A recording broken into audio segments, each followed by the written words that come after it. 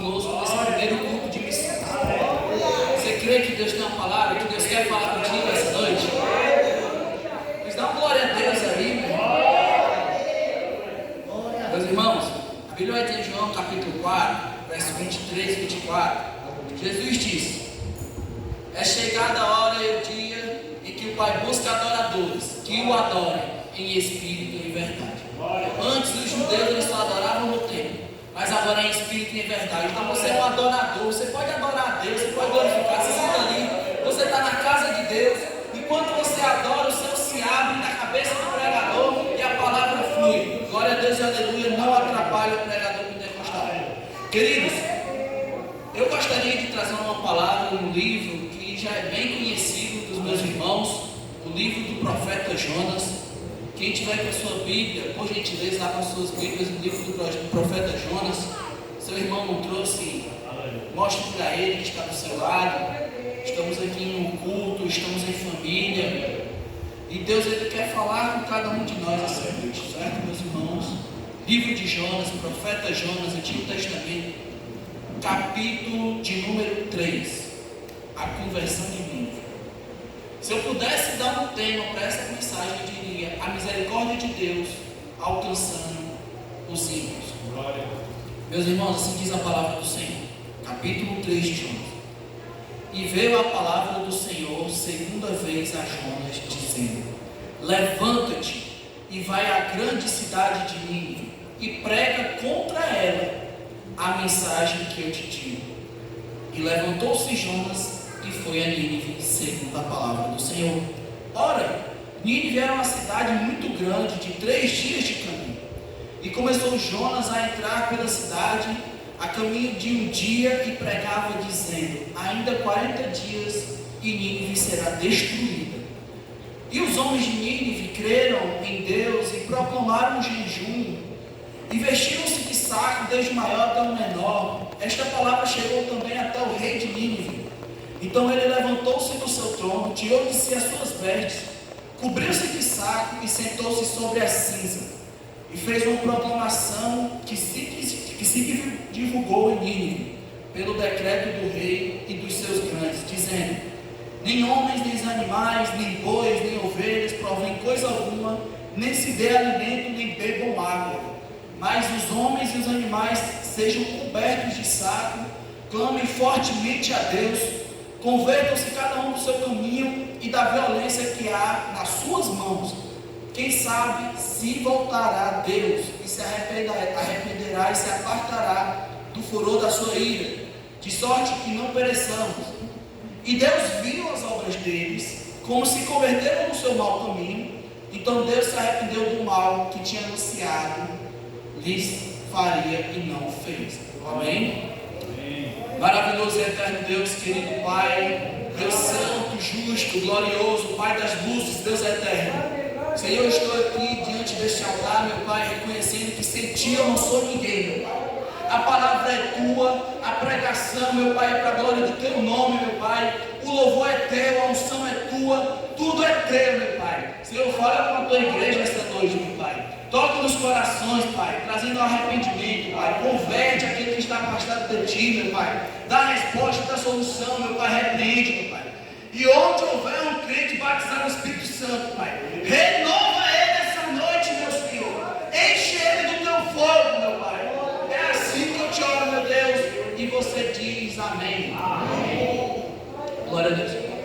Meus irmãos, o livro de Jonas é um livro conhecido já de todos. No culto de missão, a gente já é um costume, né? A gente ouvir a palavra do livro de Jonas, né? Um profeta chamado por Deus, o homem que foi chamado por Deus, e ele é bem conhecido por algumas controvérsias das suas atitudes que ele fazia. Jonas ele é um profeta contemporâneo de Oséias e Amós. Ele foi chamado por Deus para entregar uma mensagem a uma cidade, a cidade de Nínive. E como assim diz no primeiro capítulo, o chamado e a fúria de Jonas. E veio a palavra do Senhor a Jonas, filho de Amitai, dizendo: levanta-te, vai à grande cidade de Nínive e clama contra ela, porque a sua malícia subiu até a minha presença. Então Deus chegou até Jonas. Deus ele foi atrás de Jonas, ele falou com Jonas. E diz que deu uma missão nas mãos dele. Deus deu uma missão nas mãos de Jonas, para ele pregar para uma cidade, porque essa cidade era tão má, essa cidade era tão perversa, seus pecados eram tão grandes contra Deus, que essa maldade subiu para o Senhor, e o Senhor estava irado, ele estava furioso, e ele estava querendo destruir essa cidade. Então o que Deus estava querendo dizer? Jonas, vai até esse povo, fala para eles se arrependerem, que se eles se arrependerem dos seus maus caminhos, das suas atitudes de violência, das suas maldades, da sua corrupção, eu não irei destruí-los. E no decorrer, todos os meus irmãos sabem, conhecem a história de Jonas, esse profeta do Antigo Testamento, que era filho de Amitai, e morava na cidade de Gat-Hefer, que era mais ou menos uns 12 quilômetros da Judéia. Então era dentro da província de Israel. E Jonas, ao invés de obedecer a Deus, aí que está uma controvérsia, por isso que nós podemos aprender muito com o livro de Jonas, podemos aprender o que nós podemos fazer, o que nós devemos fazer e o que nós não devemos fazer com Jonas. Jonas, ele recebeu essa mensagem de Deus, e ao invés de ir até aquele povo de Nínive e pregar a palavra de arrependimento e falar do Deus que criou os céus e a terra, e que o pecado daquele povo era uma rebelião contra Deus, ele faz o seguinte: Jonas, ele foge. A Bíblia vai dizer, vai ser clara, dizendo que Jonas, ele foge para fugir da presença do Senhor. Ele pega, desce para uma cidade que se chama Jope, porque lá tinha um navio que iria para Tarsis. Então, resumindo, Deus falou assim: Jonas, vai pregar para aquele povo? Ele: não, eu não vou pregar para aquele povo, porque aquele povo é mau. E o que a gente aprende é que Jonas, ele não conseguia entender o coração de Deus. Jonas, ele não conseguia entender quais eram os sentimentos de Deus para aquele povo. Jonas, enquanto Deus estava pensando: eu quero salvar esse povo, eu quero trazer a salvação para esse povo, eu quero que esse povo melhore, eu quero que esse povo se arrependa, ainda que eles sejam ruins, eu sei que eles são ruins, eu quero que esse povo se converta dos seus maus caminhos. Glória a Deus, glória a Deus. Eu quero que esse povo se converta dos seus maus caminhos. Está dando outro microfone. Mas enfim, Jonas, ele foge da mensagem que ele deveria entregar. Ele foge da sua missão. E no decorrer dessa passagem, a gente aprende que nós não devemos fugir do Senhor. Deus, ele tem uma missão para todo mundo. Deus, ele tem uma missão para você. Deus, ele tem um chamado para você. E talvez você esteja com o coração muito duro para ouvir o que Deus tem para te dizer. Mas iremos aprender o que Jonas teve que passar para que ele pudesse ser usado por Deus. Jonas, esse homem desceu para outra cidade. Olha como ele estava preocupado em desobedecer, vou dizer assim. Por isso que é uma controvérsia, o profeta não querendo profetizar.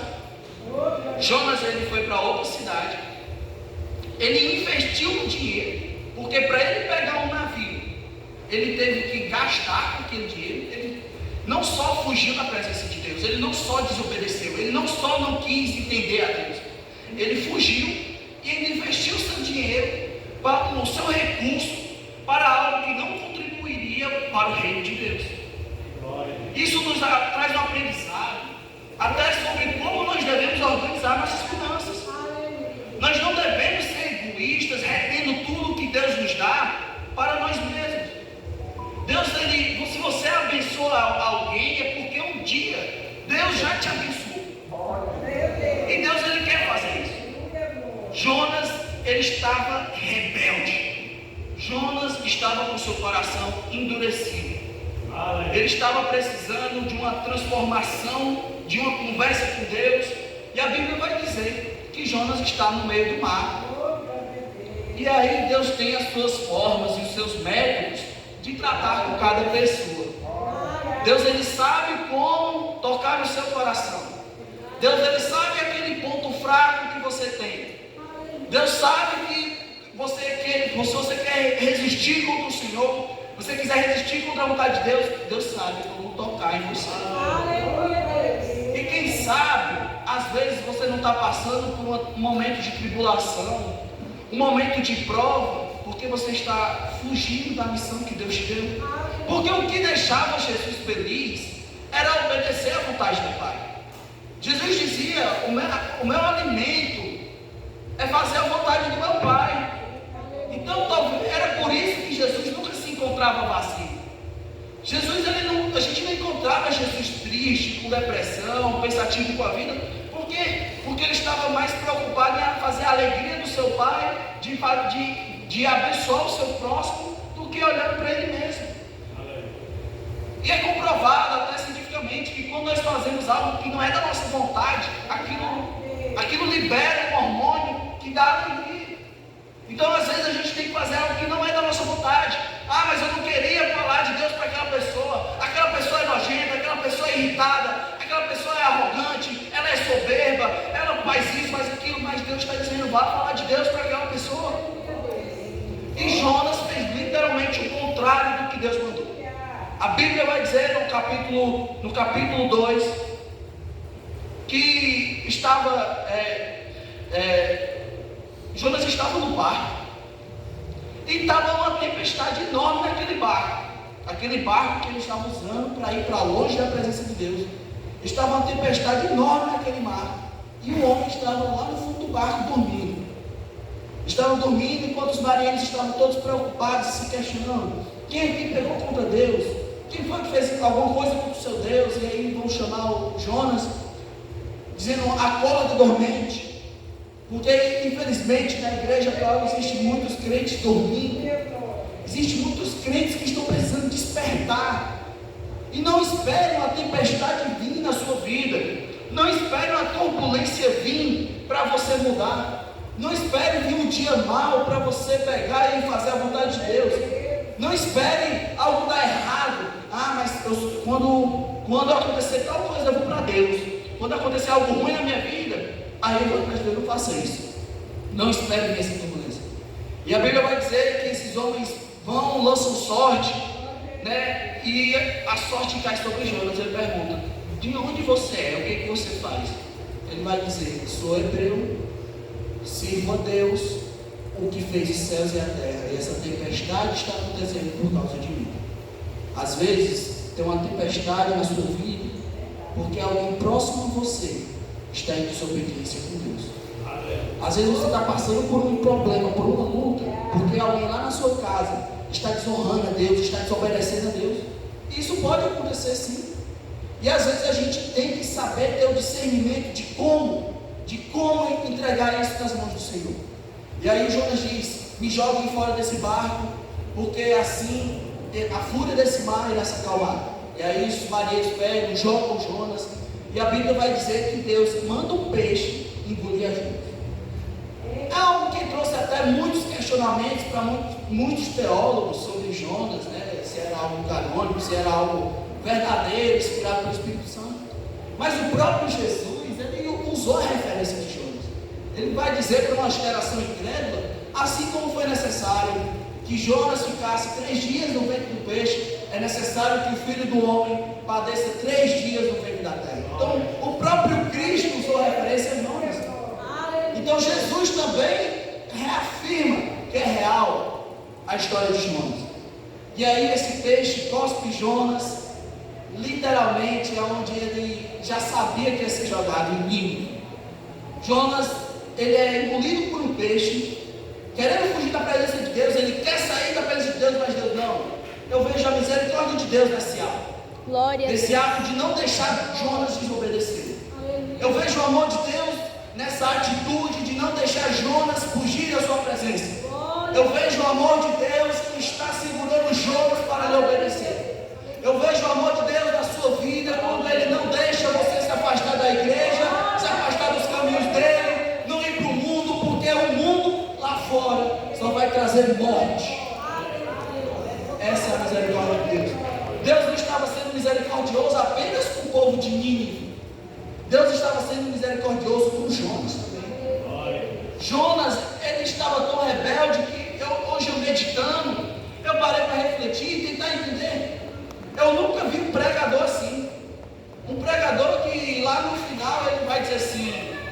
Não, eu não quero que as almas se convertam.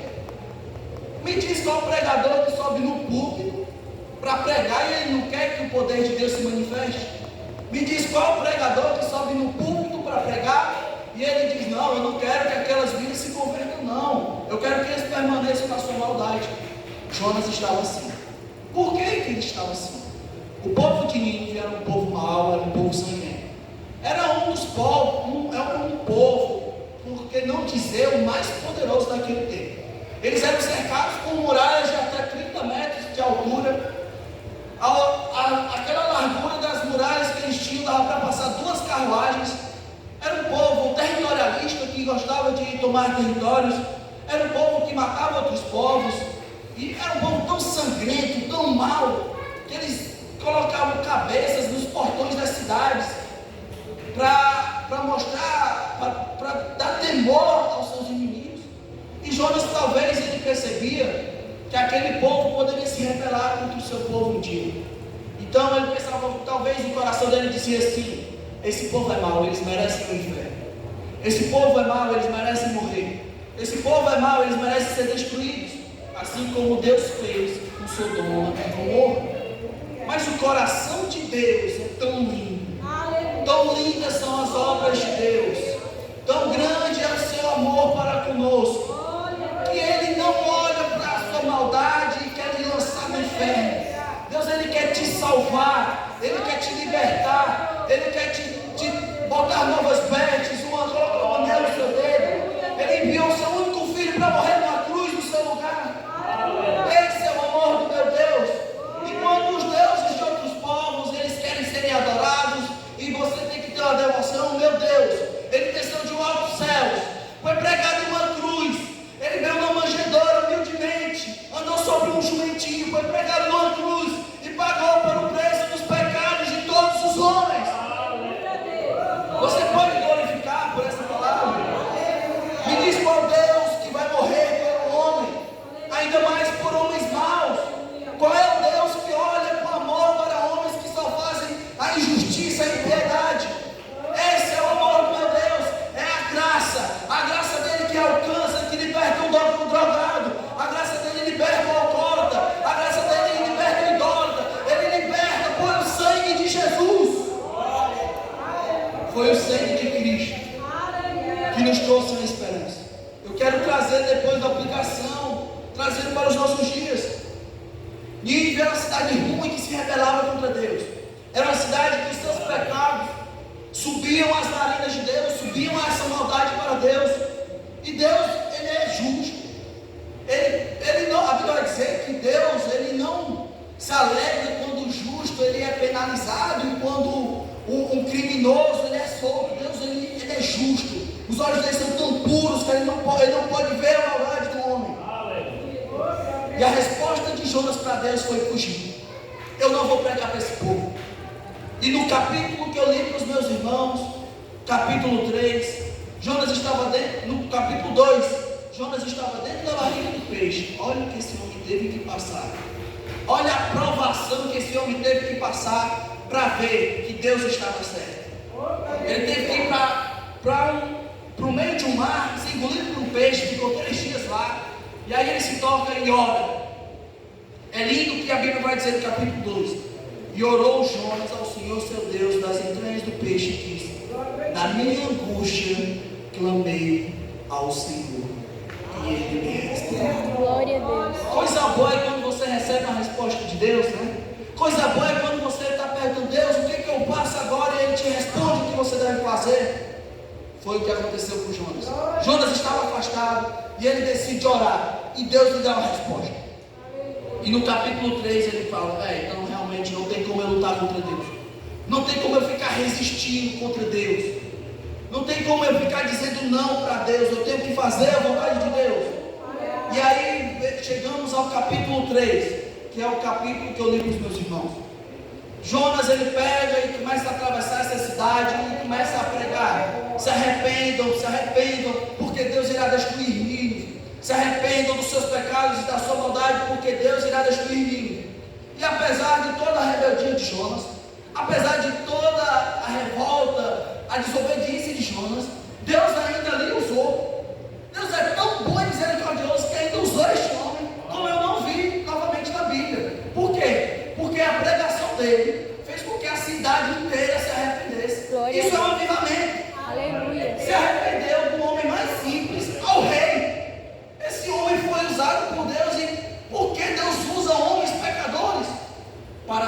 glória Ele nos usa.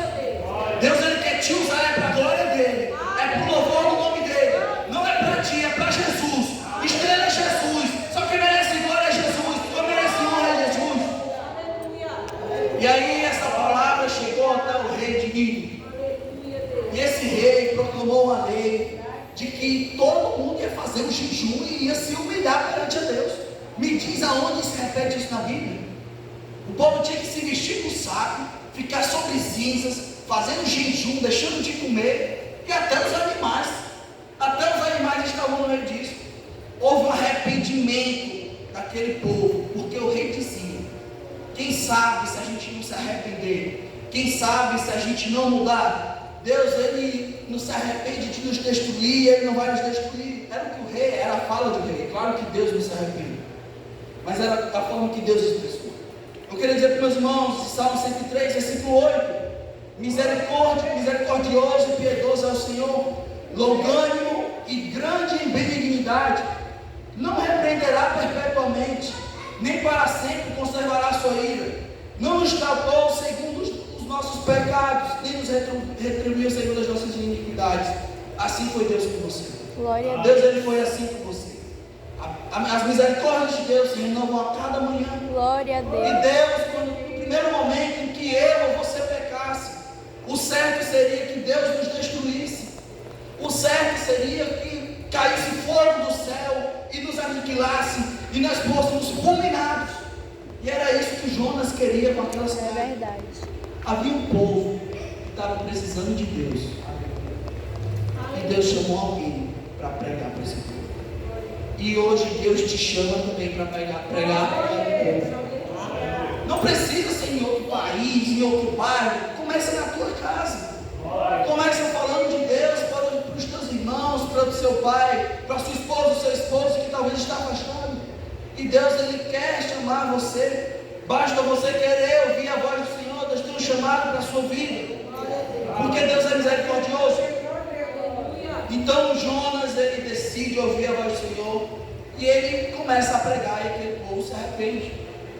E aí a Bíblia vai dizer que aquele povo se arrepende e Deus decide não destruir mais aquele povo. Isso é totalmente do caráter do meu Deus. A gente não é igual a Deus, nós não somos iguais a Deus. Quando alguém faz o mal contra você, qual é a vontade que vem do seu coração? Qual é o desejo que vem lá dentro? Você sabe, da sua carne, é de se vingar, é de ser mal também. Eu não vou mais falar de Deus para essa pessoa porque ela quer me humilhar, ela me envergonha por eu ser crente.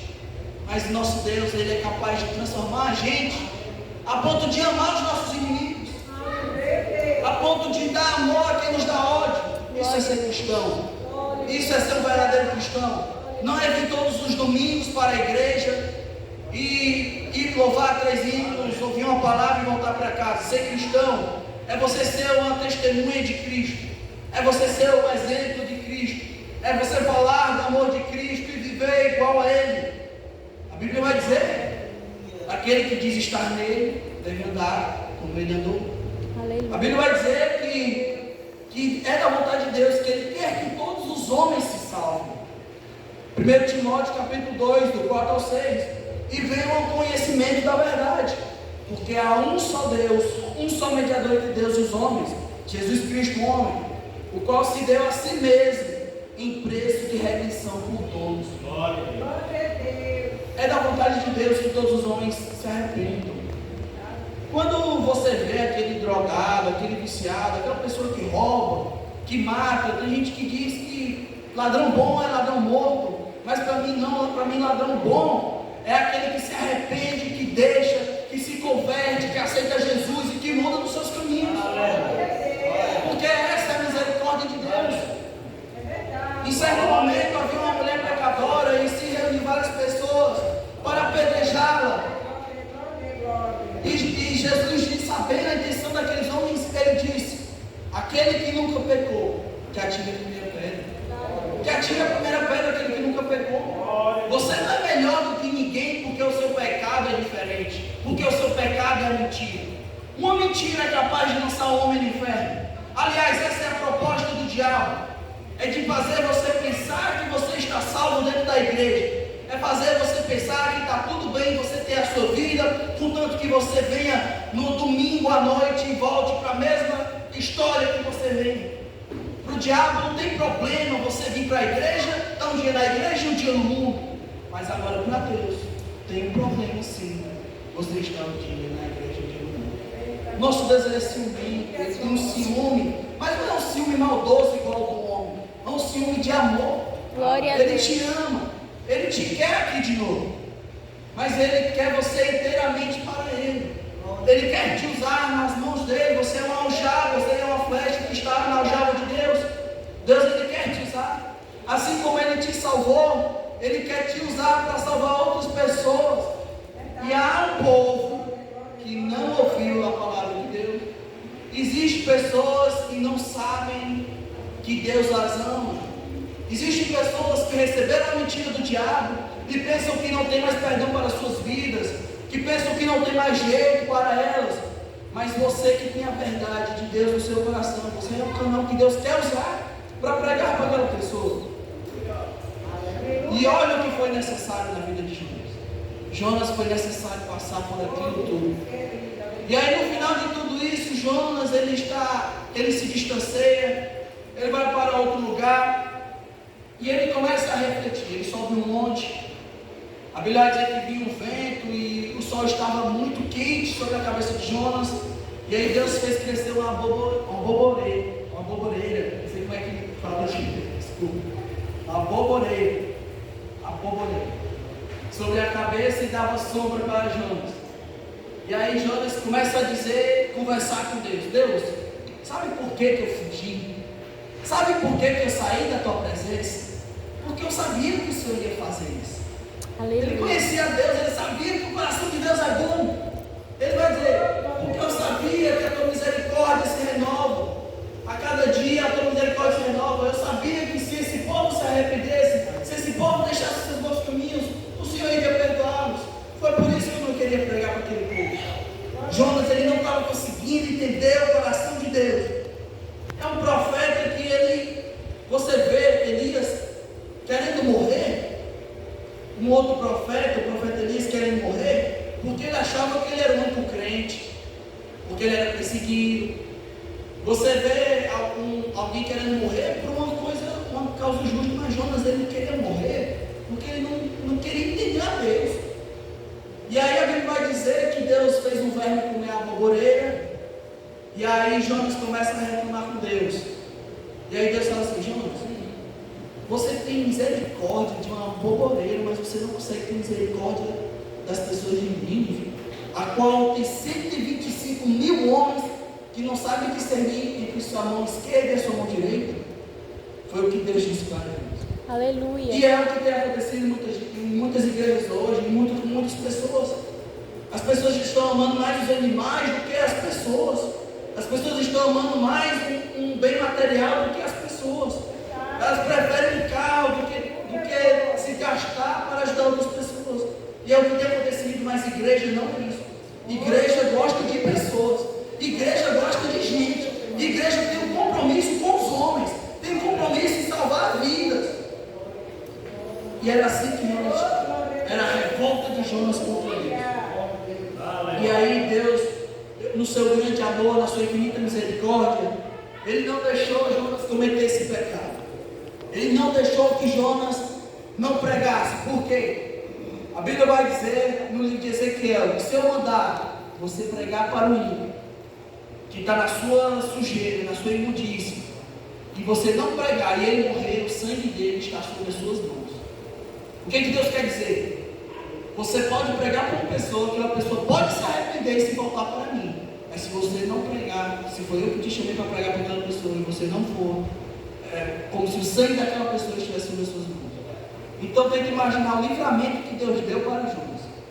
Aproximadamente 120 mil homens, o sangue daquelas pessoas estariam todas nas mãos de Jonas. Como ele iria comparecer diante de Deus?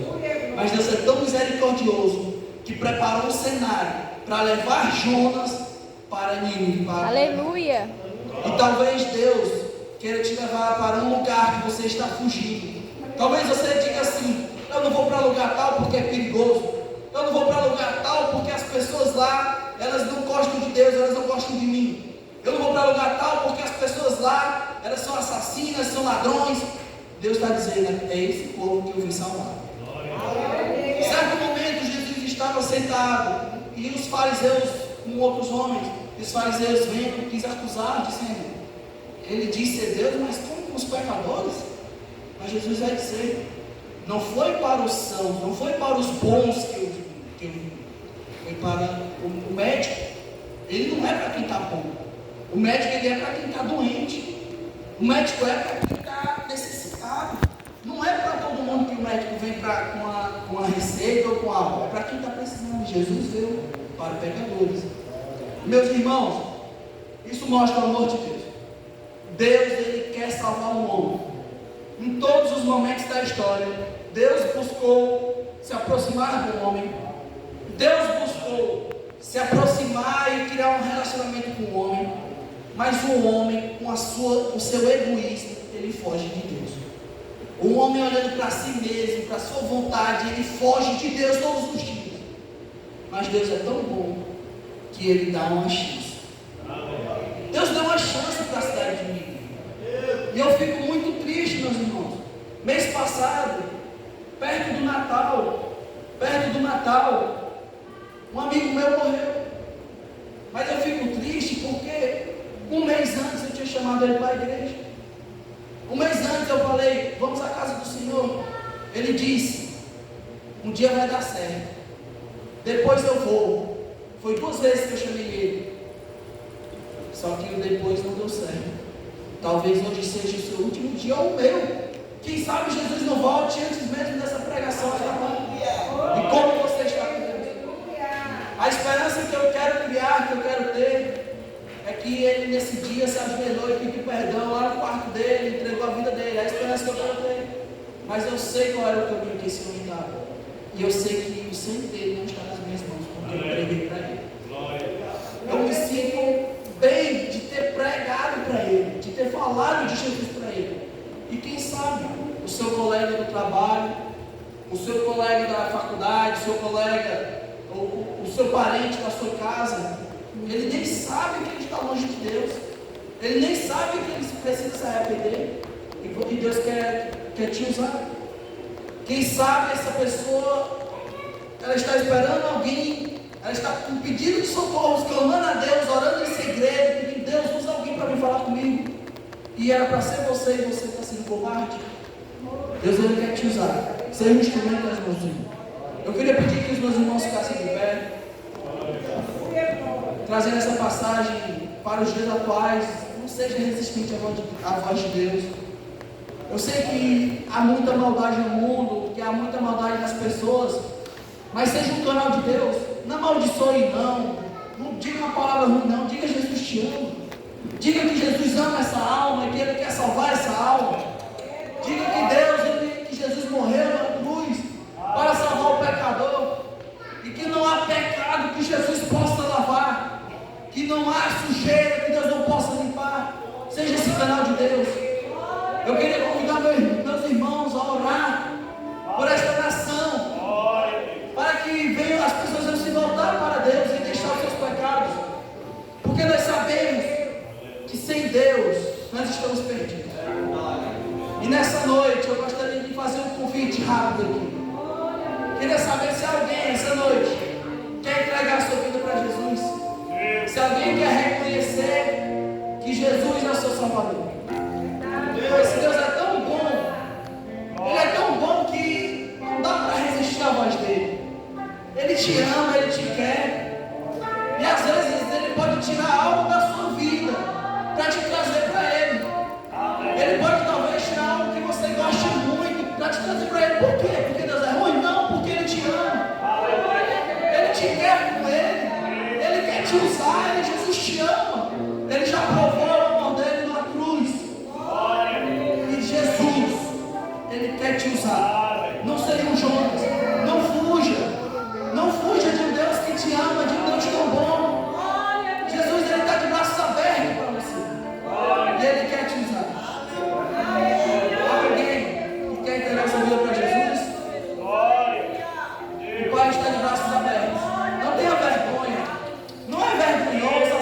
Jesus. Não é vergonhoso ter Deus na sua vida. Não é vergonhoso vir aqui à frente. Um dia eu fiz isso. E aos meus irmãos que venham a pregar a palavra de ousadia, que não venham fugir da missão que Deus deu e que Deus colocou nas suas mãos, porque Deus quer te usar. Abre a tua boca, fala de Jesus, que Ele vai salvar. Ele salva, é Jesus que salva. Não é a minha oração, não é meu esforço que vai me levar para o céu. O preço foi pago, mas isso é uma consequência da salvação, é a transformação do homem. A Bíblia vai dizer em 2 Coríntios, capítulo 5, versículo 17: aquele que está em Cristo, nova criatura é, e esse tudo se fez novo. Pergunta aqui a última vez: alguém quer aceitar Jesus nessa noite?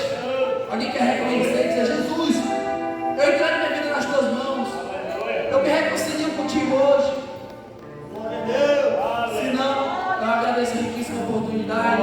Que Deus em Cristo vos abençoe. Posso orar, pastor? Posso orar?